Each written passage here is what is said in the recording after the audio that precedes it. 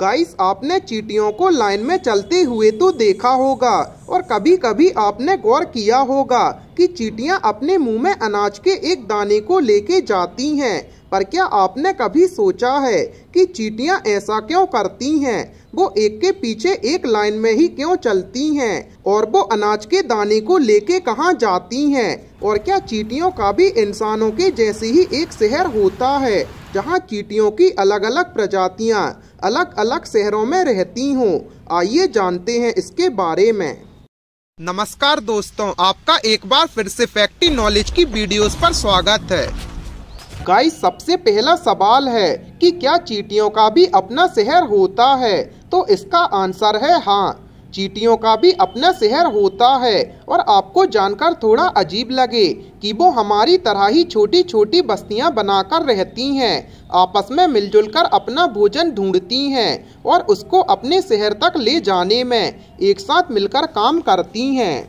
Guys, जैसे सारे कीट अपने ढंग से विचारों और समाचारों का आदान प्रदान करते हैं, इसी तरह चींटियां भी अपने सहयोगियों और अपने ग्रुप के मेंबर्स से संपर्क बनाए रखने और भोजन आदि की सूचना देने के लिए एक खास रसायन का उपयोग करती हैं। जब चींटियां खाने की खोज में निकलती हैं तो सबसे आगे चलने वाली चींटी चलते समय फेरोमोन नामक रसायन छोड़ती है, जिससे कि उसके पीछे चलने वाली चींटियां उसी रसायन को सूंघकर आगे बढ़ती हैं। और इस रसायन की महक ज्यादा समय तक नहीं रहती, इसलिए पीछे आने वाली चींटियां उस महक को ताजा बनाने के लिए एक के पीछे एक लाइन में चलती रहती हैं। यही कारण है कि हमें चींटियां हमेशा लाइन में ही चलती हुई दिखाई देती हैं। गाइस, आपको चींटियां दिखने में काफी छोटी लगती होंगी, पर वो अपने वजन से 20 किलो अधिक भार उठा सकती हैं। चींटियों के 6 पैर होते हैं और पैरों में 3 जोड़ होते हैं। इनके पैर काफी मजबूत होते हैं,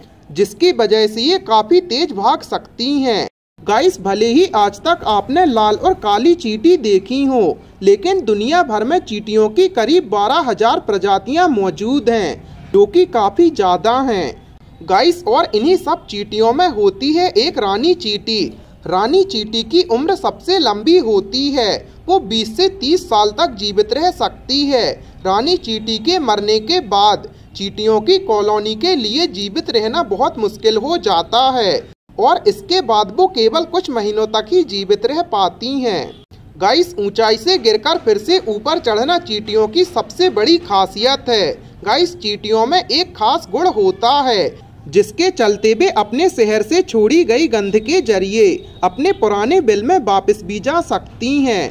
गाइस, आपको जानकर थोड़ा अजीब लगेगा, लेकिन ये सच है कि चींटियां मांसाहारी ही होती हैं। गाइस, और चींटियां लाखों की संख्या में अपने शिकार की तलाश में निकलती हैं। जब शिकार चंगुल में फंस जाता है तो वो उसका मांस खा जाती हैं।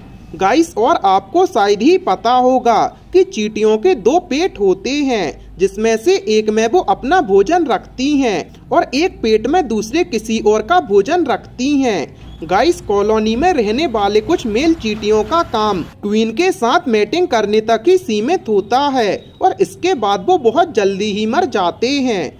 गाइस, और आपको शायद थोड़ा अजीब लगे, लेकिन रानी चींटियों के बच्चों की संख्या लाखों में होती है। गाइस, और चींटियां सामाजिक प्राणी होती हैं जो कॉलोनी में रहती हैं और कॉलोनी में क्वीन मेल चींटी और बहुत सारे फीमेल वर्कर चींटियां होती हैं।